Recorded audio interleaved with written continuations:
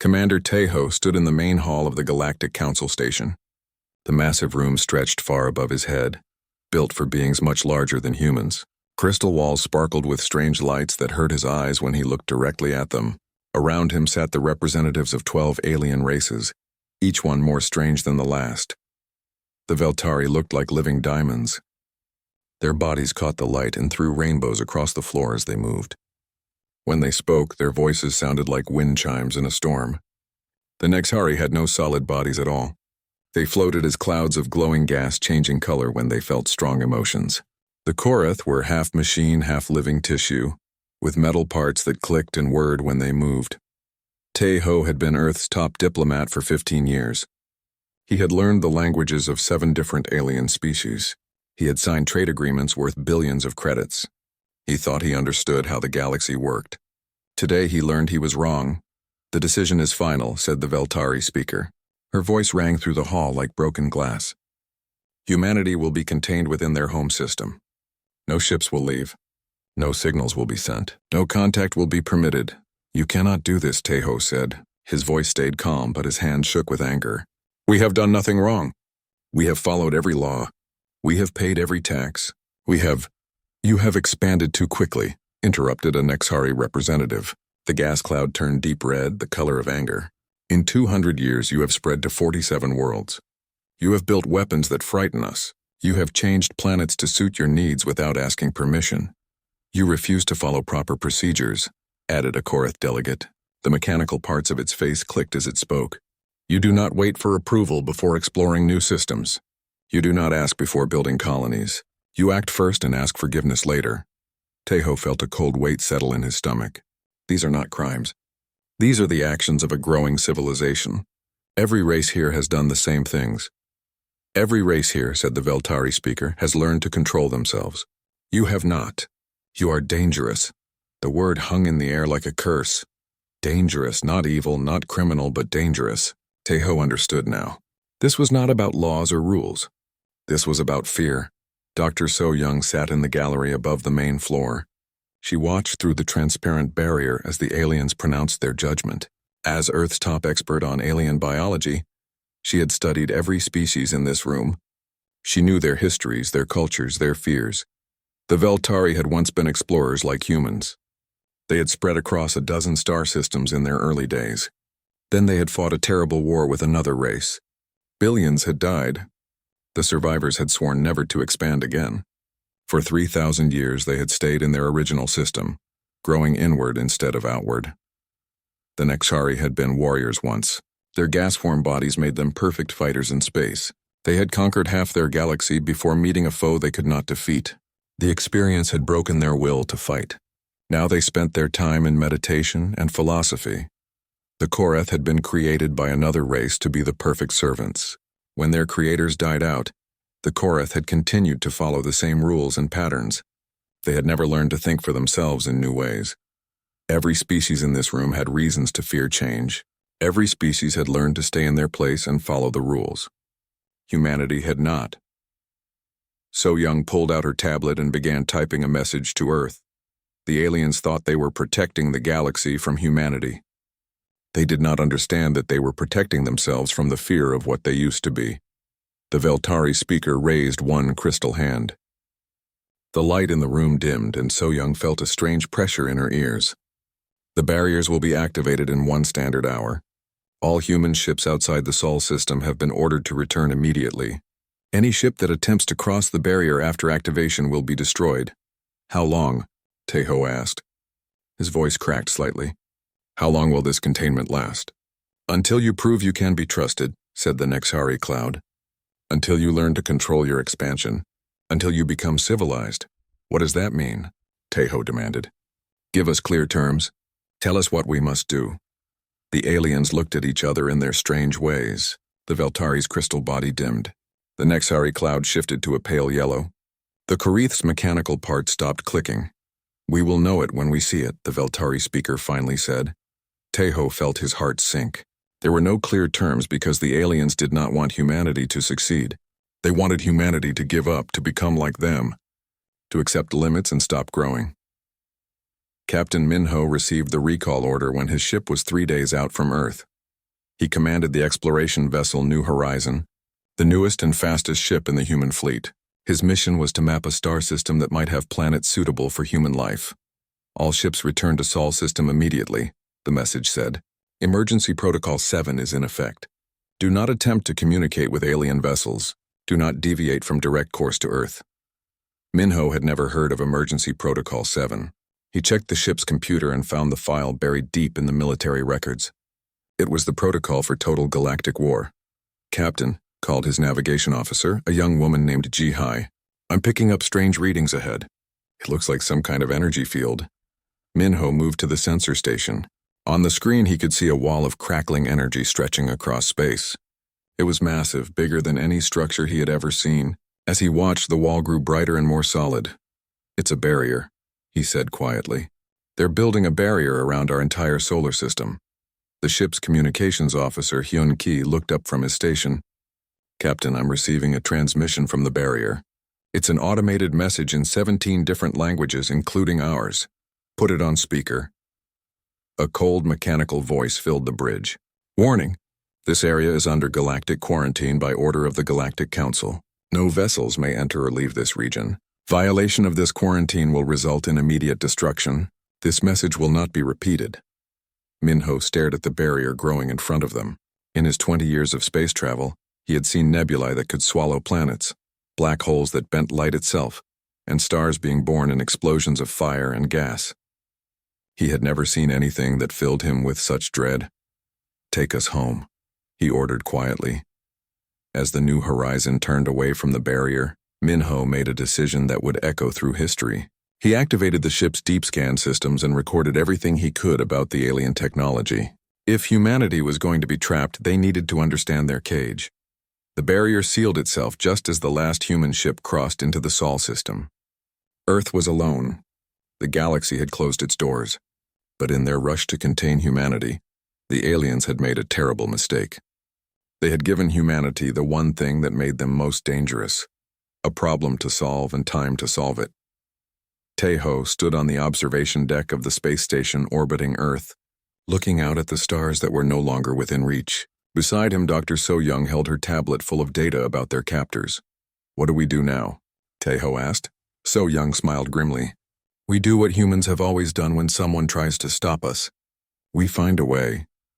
In the distance, the barrier glowed like a second sun, beautiful and terrible. It would be humanity's prison for the next 100 years. It would also be their forge. 50 years had passed since the barrier went up. Engineer Hyun-Soo wiped sweat from his forehead as he watched the massive fusion reactor come online. The machine hummed with impossible energy, converting matter directly into power at rates that should have been impossible.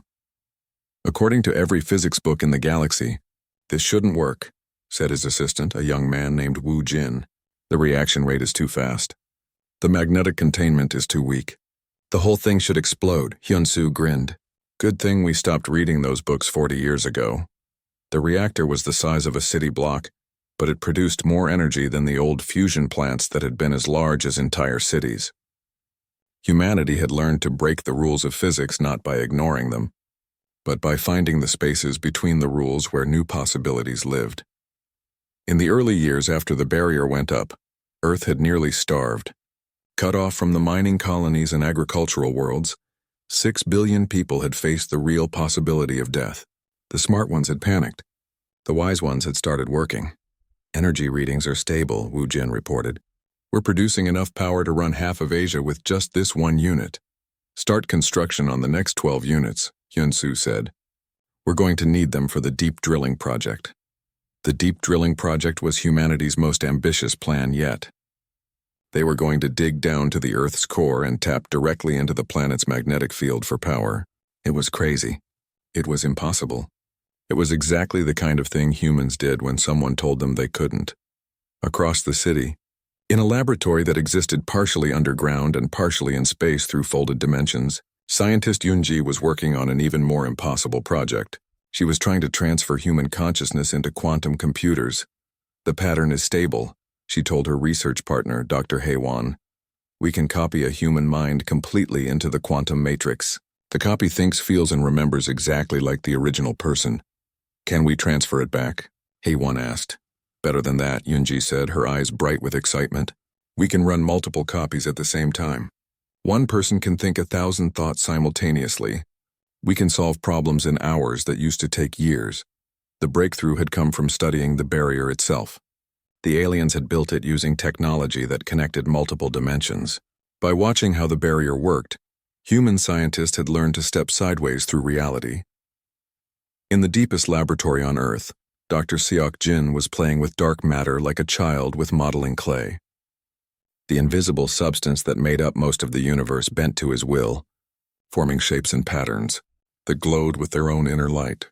Show me the results again, he said to his computer. Human neural patterns can manipulate dark matter directly, the computer replied in a voice that sounded almost human. The connection appears to be quantum entanglement between human consciousness and the fundamental structure of reality. In simple words? Seok Jin asked. Human thoughts can change the universe at the smallest level. You think, therefore you can reshape matter itself? Seok Jin laughed.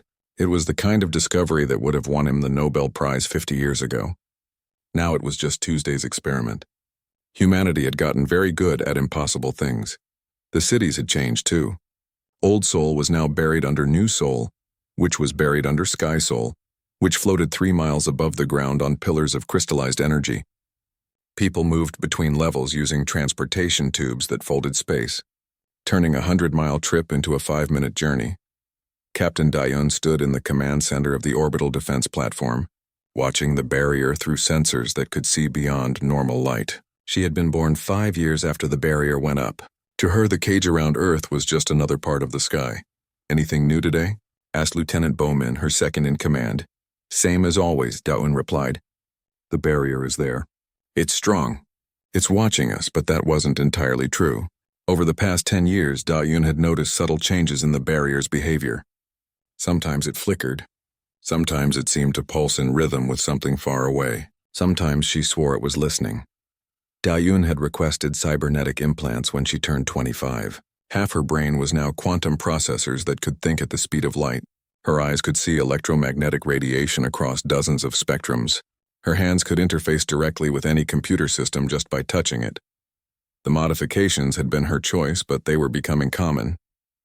When you were trapped in a small space, the only way to grow was inward. Captain, Bowman said suddenly, I'm getting readings from the barrier. Something's different. Dayun connected her mind directly to the sensor array. Information flooded her consciousness at speeds that would have killed an unmodified human brain. She saw the barrier as it truly was, not a simple wall, but a complex network of interconnected energy fields that stretched across dozens of dimensions. It's not just keeping us in, she whispered. It's keeping something out. The realization hit her like a physical blow. The aliens hadn't just imprisoned humanity. They had created a perfect laboratory, isolated from the rest of the universe where humanity could evolve without interference from outside forces. Captain, Bowman asked, concerned by the expression on her face. Send a message to Earth Command, Dayun said. Tell them we need to talk to the scientists. All of them. Right now. In his private laboratory, Dr. Seok Jin received the message while he was teaching dark matter to dance. The invisible substance swirled around him in complex patterns, responding to his thoughts and emotions. They want to know what we've become, he said to the dark matter. It pulsed in agreement. The truth was that humans had stopped being entirely human about 20 years ago. The genetic modifications, the cybernetic implants, the consciousness transfers, and the quantum neural networks had created something new. They looked human. They thought like humans. But they could do things that no baseline human had ever imagined. Yunji could exist in 17 places at once. Her consciousness spread across a network of quantum computers. Hyunsu could see the mathematical structure of reality and build machines that worked by convincing the universe to break its own rules. Seok Jin could manipulate matter with his thoughts alone. The children born in the last decade were even more remarkable. They grew up learning to fold space with their minds and speak directly to computers through quantum entanglement. To them, levitating objects was as natural as walking. We need to test the barrier, Seok Jin said to his assistant, a young woman named Yu Jin who could teleport small objects across vast distances just by thinking about them. Test it how? Yu Jin asked, carefully. Very carefully. That night, Dayun took her ship to the edge of the solar system where the barrier was strongest. She extended every sensor, activated every scanner, and connected her enhanced mind directly to the ship's computer systems. The barrier revealed its secrets reluctantly. It was powered by the combined energy of 12 different star systems. It was maintained by artificial intelligences that thought faster than any human mind. It was designed to contain beings who used technology to explore the universe. But the aliens had made one crucial mistake. They had designed the barrier to stop humans as they were 50 years ago. They had not considered what humans might become. As Da-Un watched, her ship's sensors detected something impossible. Deep within the barrier's energy matrix, hidden in the spaces between dimensions, something was growing. It was small, barely detectable, but it was definitely there. It was human technology. Somehow, without meaning to, humanity had begun to influence the barrier itself. "Computer," Da-Un said, "record everything. Mark this as classified at the highest level, and send a message to Dr. Seok Jin. Tell him the cage is learning from the bird." As her ship turned back toward Earth, Da-Un felt a strange sensation. For just a moment, she could have sworn the barrier was watching her with something that might have been curiosity. 50 years ago, the galaxy had locked humanity away to protect itself from human unpredictability, but in their isolation, humans had become something far more unpredictable than the aliens had ever feared. They had learned to evolve not over millions of years, but in decades. The barrier still stood strong and unbreakable. But deep in its quantum structure, human influence was growing like a seed in fertile soil. The cage was becoming part of the bird, and the bird was preparing to fly. 100 years after the barriers went up, humanity had become something the galaxy had never seen before. General Wonsik stood on the bridge of his flagship, watching ships that existed in 3 different dimensions at the same time prepare for an impossible mission. "Fleet status report," Wonsik said to his tactical officer, "Commander He Jin. All ships are ready, General. 200 vessels in normal space, 50 ships in folded dimensions, and 20 ships existing in quantum probability states." Wonsik nodded. A century ago, such words would have sounded like magic. Now they were just military terminology. His fleet could appear and disappear at will, phase through solid matter, and exist in multiple locations simultaneously. The ships themselves looked nothing like the old human vessels.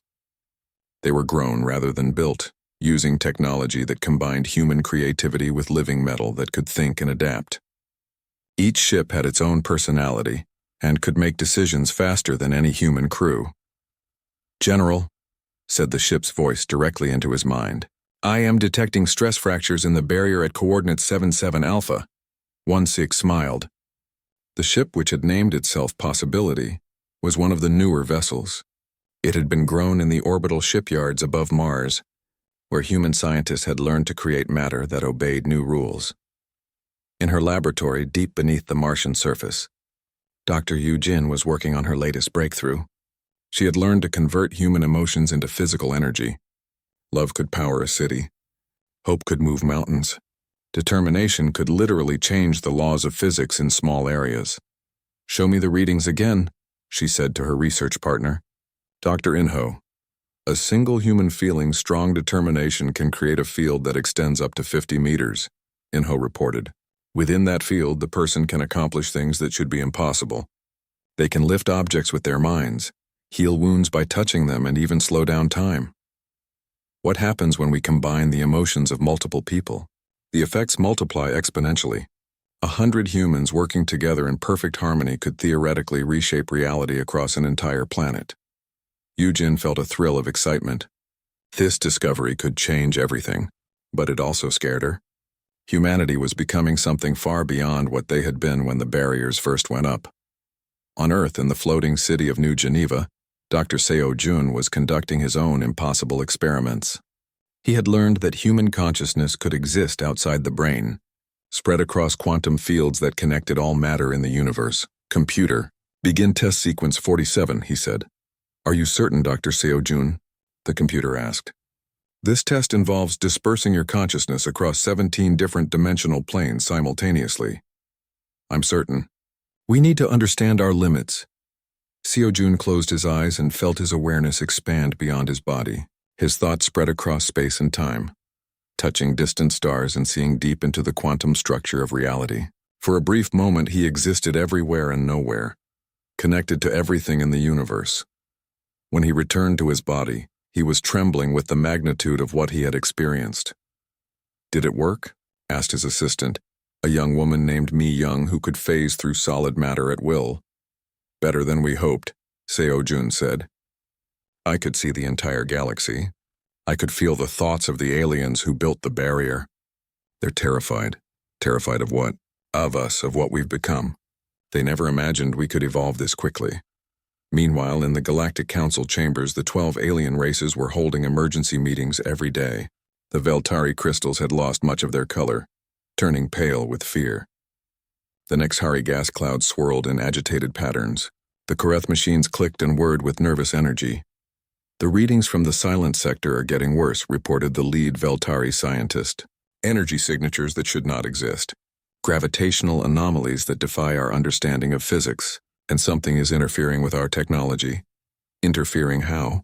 asked a Nexhari representative. "Our ships that patrol near the barrier are reporting system failures. Not damage, but evolution. Their computers are becoming more intelligent. Their weapons are becoming more powerful. Their engines are becoming more efficient.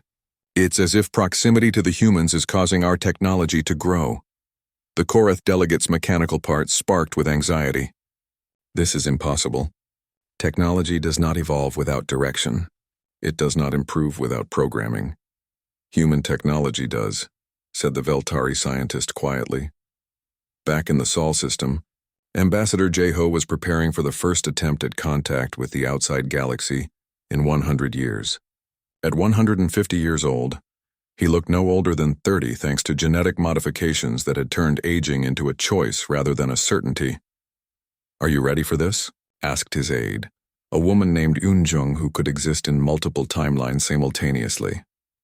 "As ready as anyone can be for making history," Jeho replied.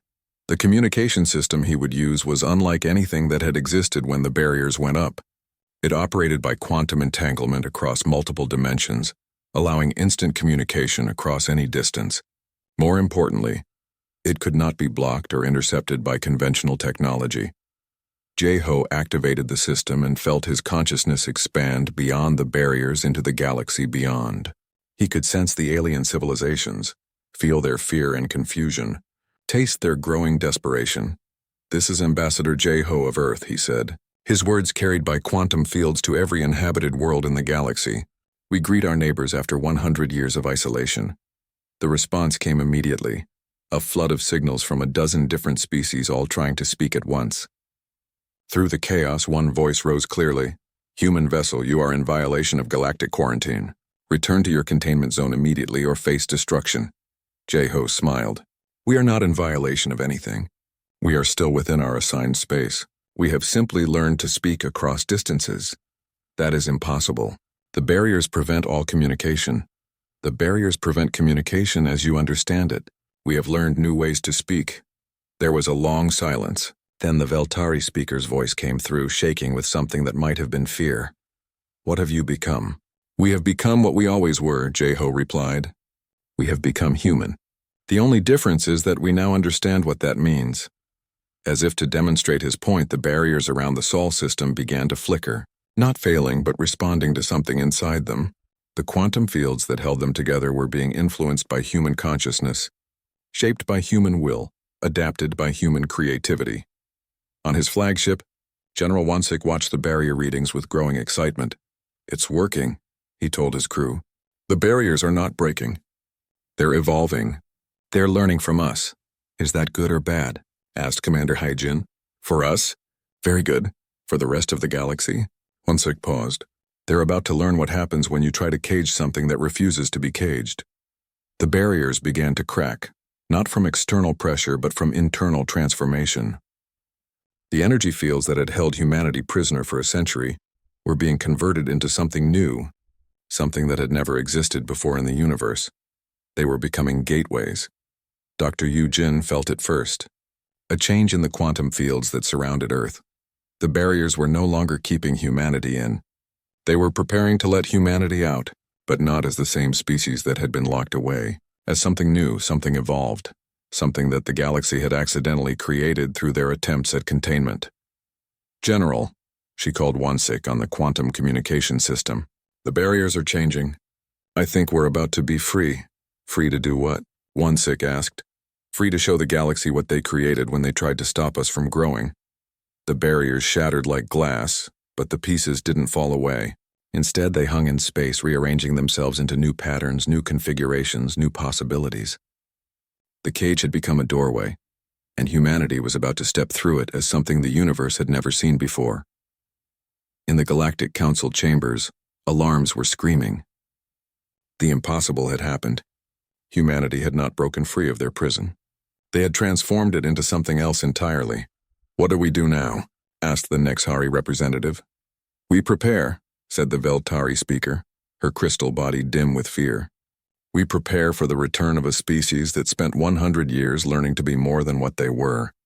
The galaxy was about to meet humanity again, but this time humanity would not be asking for permission.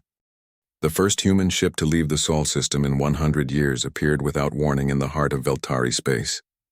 Admiral Kyung-ho stood on the bridge of his vessel, watching crystal cities that stretched across 3 moons panic at his arrival.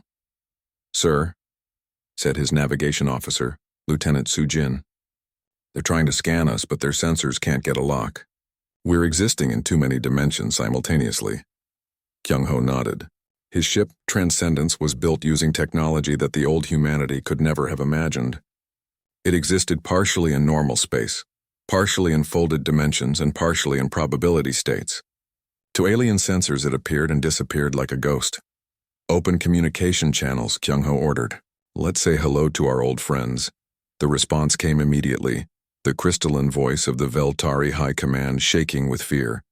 Human vessel, you are in violation of galactic space. Return to your containment zone immediately. There is no containment zone, Kyung-ho replied calmly. The barriers are gone. We are free to travel where we choose. That is impossible. The barriers were built by 12 civilizations working together. They cannot be destroyed. You're right, Kyung-ho said, smiling. They cannot be destroyed. But they can be transformed. We turned them into doorways. On the planet below, Veltari citizens watched in terror as human ships phased in and out of existence above their cities. The ships moved in ways that violated every law of physics the aliens understood. They could be in multiple places at once, travel through solid matter, and disappear entirely from normal space before reappearing somewhere else. Captain Bora commanded a reconnaissance ship that was studying the Veltari homeworld. Her vessel, Possibility, could phase through matter and exist outside normal time when needed. What are you seeing down there? Kyung-ho asked her through quantum communication. They've been stagnant, Bora replied. For the past 100 years, they've focused all their energy on maintaining the barriers. Their technology hasn't advanced at all. If anything, it's gotten worse. Worse how? They've forgotten how to innovate. They've been so focused on keeping us contained that they've stopped growing themselves. Their cities are identical to what they were a century ago. Their ships use the same designs. Even their art hasn't changed. It was the story across the galaxy. While humanity had spent a century evolving beyond recognition, the alien civilizations had remained frozen in time. Their fear of human expansion had caused them to stop expanding themselves. In Nexhari space, Captain Damin was making similar discoveries. The gas-form beings that had once been explorers now lived in small, carefully controlled areas. They had rules for everything, procedures for every action, committees to approve every decision. They're afraid of change, Damin reported to the fleet. They've built their entire society around preventing the unexpected. They've made themselves safe by making themselves static. Engineer Miho was testing human technology against alien defenses. When a Korath patrol tried to capture her ship, she demonstrated humanity's new capabilities. The aliens fired energy weapons that should have destroyed any vessel. Instead, Miho's ship absorbed the energy and converted it into beautiful light displays that painted the surrounding space in rainbow colors. How did you do that? The Korath commander demanded. We learned to make friends with energy instead of fighting it, Miho replied. Your weapons are trying to destroy us, but we've taught our shields to see destruction as just another form of creation. The demonstration sent shockwaves through the galactic military. Human defensive technology didn't block attacks. It transformed them into something harmless and beautiful. Pilot Dong-hyun was showing off even more advanced capabilities. When Nexhari security forces tried to surround his ship with their gas-form bodies, He simply phased his vessel through them entirely. We exist in 17 different dimensions, he explained to the confused aliens. You can only see us in 3 of them. It's like trying to catch a shadow with a net. But the most shocking demonstration came from Dr. In-Su, who was leading a peaceful expedition to study alien technology. When the Veltari tried to attack her research vessel, she did something that froze every alien observer with terror. She changed herself. In real time, as the aliens watched, Dr. In-Su's body adapted to their attack. When they fired heat rays, her skin became reflective. When they used sonic weapons, her ears modified themselves to filter out harmful frequencies. When they tried to poison her air supply, her lungs evolved to process different gases. This is impossible, whispered the Veltari commander. Living beings cannot evolve that quickly. Humans can, Dr. In-Su replied. We learned that evolution doesn't have to take millions of years. We can change ourselves as needed whenever we need to. The demonstration was broadcast across the galaxy. Every alien civilization saw it. Every government leader watched a human being evolve in real time to overcome any threat. Panic spread through the Galactic Council like wildfire. They're not the same species we imprisoned, the Veltari representative said, her crystal body flickering with fear. They've become something new, something we don't understand.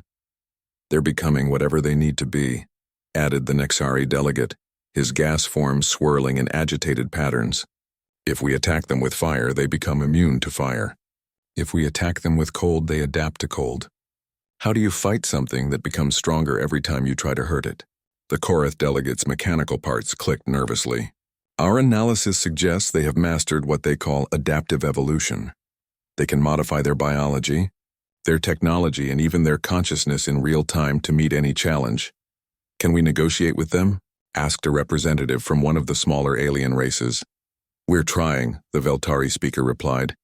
But they're not asking for anything we understand. They're not demanding territory or resources or revenge. They're offering to share their technology. Share it how? They want to teach us how to evolve. The offer had come from Research Chief Song-hee, who led humanity's first official diplomatic mission to the galactic capital. Her ship arrived at the massive space station that housed the Galactic Council, but instead of docking normally, it simply phased through the station's hull and materialized in the main assembly chamber. Greetings, Song-hee said to the assembled alien representatives. We come with gifts. The gifts were simple demonstrations of human technology.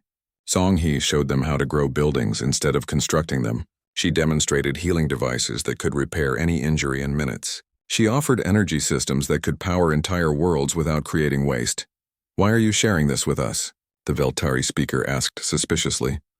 Because isolation is over, Song-hee replied. For all of us. You imprisoned us because you were afraid of change. We've learned to embrace change. Now we want to teach you how to do the same. And if we refuse? Song-hee smiled sadly. Then you'll remain what you are while the universe continues to grow around you. Change is coming whether you want it or not. We're offering to help you adapt to it. The council chamber erupted in arguments. Some aliens wanted to attack humanity immediately, before they could become even more powerful. Others wanted to study human technology to find weaknesses. A few brave voices suggested that maybe, just maybe, they should listen to what humanity was offering. The universe is bigger than our galaxy, Song-hee continued. There are things out there that you haven't seen yet, challenges that none of us can face alone. We spent a century learning to adapt and grow. Now we want to share that knowledge with you. What kind of challenges? The Korath delegate asked. Song-hee's expression grew serious. The kind that eat entire galaxies when they find civilizations that have stopped growing. An uncomfortable silence fell over the chamber. Every species present had heard the ancient stories about the devourers from beyond the galaxy's edge. Most had dismissed them as myths. You've seen them? The Veltari speaker asked quietly. Our deep space sensors detected them last month, Song-hee confirmed. They're still far away, but they're coming. And when they arrive, they'll destroy any civilization that has become static. Any species that has stopped evolving. How long do we have? 10 years, maybe less. The revelation changed everything. The galaxy that had spent a century fearing human change was about to face a threat that would destroy anything that couldn't change. What do you propose? The Nexari representative asked. We work together, Song-hee said simply. We teach you what we've learned about adaptation and growth. You share your knowledge and resources with us. Together we prepare for what's coming. And if we refuse, Song-hee's smile was gentle but firm, then in 10 years, you'll wish you had caged something much more dangerous than humanity. The council meeting dissolved into chaos as representatives rushed to contact their home governments. The galaxy was about to learn that sometimes the most dangerous thing you can do is try to keep something safe. 5 years after humanity's return to the galaxy, the universe had become a very different place. Director Jiho stood in the observation deck of the joint research station that orbited the galactic core, watching ships from 12 different species work together on projects that would have been impossible just a few years earlier. The Korath had been the first to accept humanity's offer of partnership. Their machine hybrid nature made them natural allies for a species that had learned to merge consciousness with quantum computers. Together they had built ships that thought faster than light and weapons that convinced enemies to become friends. The deep space sensors are picking up something new, reported Dr. Yan Wu, the station's chief scientist. The entity is closer than we thought. Maybe 5 years instead of 10. Jiho nodded grimly. The threat from beyond the galaxy was real and growing larger every day. Long-range sensors showed a darkness spreading between distant galaxies, consuming everything in its path. Entire civilizations vanished without a trace, leaving behind only empty space where billions of lives had once existed. What's our progress on the defense grid? Jiho asked. Better than expected. The Veltari have learned to grow their crystal technology using human adaptation principles. The Nexari have discovered how to make their gas-form bodies solid when needed. Even some of the smaller species are starting to evolve beyond their original limitations. But not everyone had embraced change. 3 of the alien civilizations had refused humanity's offer of cooperation. They had retreated to their home systems and reinforced their defenses, determined to face the coming threat using their old methods. Commander He-jin stood on the bridge of the Unity, humanity's newest flagship. The ship was a work of art that existed in 47 dimensions simultaneously and could travel between galaxies in minutes. Around her, the combined fleet of 7 species prepared for the impossible. "Fleet status report," she ordered. "All ships ready, Commander," replied her tactical officer, Lieutenant Sang-ho. "Human vessels are operating in quantum probability states. Korath ships have achieved perfect machine consciousness integration. Veltari ships have learned to phase through matter using crystalline harmonics. The fleet was humanity's greatest achievement, not because of its power, but because of what it represented. 7 different species had learned to work together, to share technology, to grow beyond their original limitations. But their enemy was unlike anything the galaxy had ever faced. Contact on long-range sensors, reported the ship's artificial intelligence, which had chosen the name Hope for itself. The entity has reached the galaxy's edge. The entity appeared first as a shadow between the stars, a darkness so complete that it seemed to swallow light itself. As it moved deeper into the galaxy, it revealed its true nature. It was not a single creature, but a swarm of billions of smaller beings, each one the size of a planet, working together with perfect coordination. "It's beautiful," whispered Dr. Yoon-suk, the fleet's xenobiologist, "and terrifying." The entity fed on stagnation. Wherever it found civilizations that had stopped growing, stopped changing, stopped evolving, it consumed them completely. The energy of their death fed its growth and made it stronger. 3 of our neighbor species just went dark, reported the communications officer. The ones who refused to join the alliance. Jiho felt a moment of sadness for the civilizations that had chosen isolation over cooperation. They had survived for millions of years by staying the same, but that very stability had made them perfect food for the entity. "All ships, prepare for contact," Commander He-jin ordered. The entity reached the core of the galaxy in less than a day. It moved not through space but through dimensions, appearing wherever it chose without warning. Its first target was the galactic capital, the massive space station where the old Galactic Council had once met. "It's not attacking," observed Dr. Yan Wu with surprise. "It's studying us." The entity had paused at the edge of the station, its billion-strong swarm holding position as if waiting for something. Through sensors that could see across multiple dimensions, the Allied fleet watched as the entity extended tendrils of dark energy toward their ships. "It's trying to taste us," Dr. Yoon-suk realized. "It wants to know if we're static or if we're still growing." "What do we do?" asked Lieutenant Sangho. Commander Heijin smiled. "We show it what humanity learned in 100 years of isolation. We show it how to evolve." The plan was insane. Instead of fighting the entity, they were going to try to change it. Using technology that combined human creativity, Korath precision, and Veltari dimensional manipulation, they began to broadcast transformation patterns directly into the entity's consciousness. "It's working," Dr. Yanwu reported with amazement. "The entity is responding. It's changing." The entity's dark tendrils began to glow with new colors. Its consuming hunger transformed into curious exploration. Instead of devouring the civilizations it encountered, it began to study them, to learn from them, to help them grow. "How is this possible?"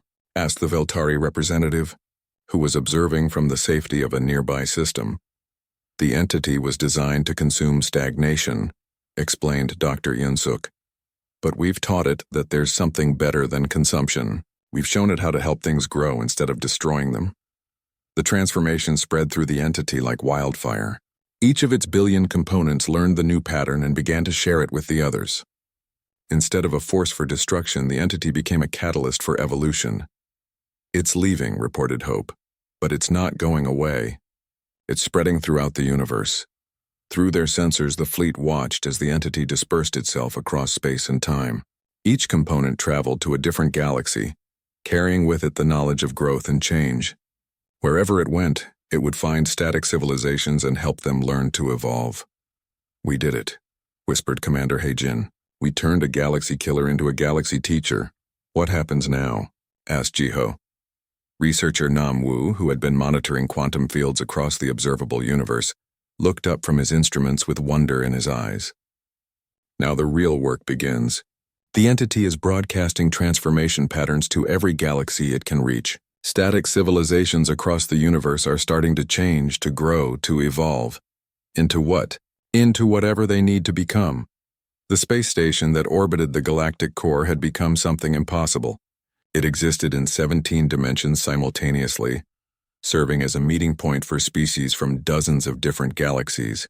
Representatives from civilizations that had never known change were arriving daily, eager to learn the secrets of adaptation and growth. "The reports are coming in from everywhere," Namwu told Jiho. "Civilizations that have been static for millions of years are suddenly building new technologies, exploring new worlds, asking new questions. The universe is waking up." Jiho looked out at the stars, which seemed brighter now than they had ever been before. Somewhere out there, the entity that had once threatened to destroy everything was now helping civilizations learn to transcend their limitations. "What do we call it?" he asked. "The entity? Some species are calling it the Great Teacher. Others call it the Transformer.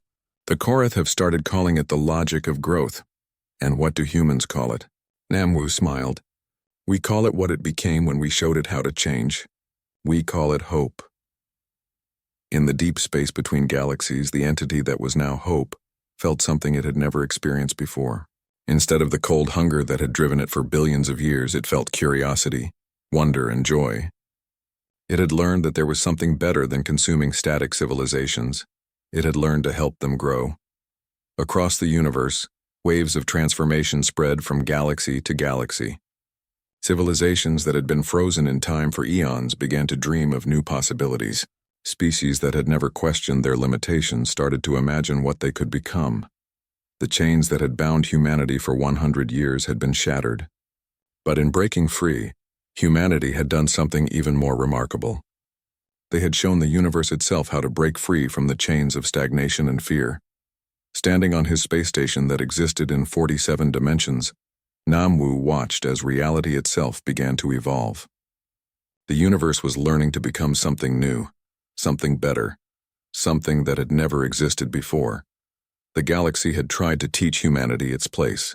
Instead, humanity had taught the galaxy that there was no place they couldn't transcend.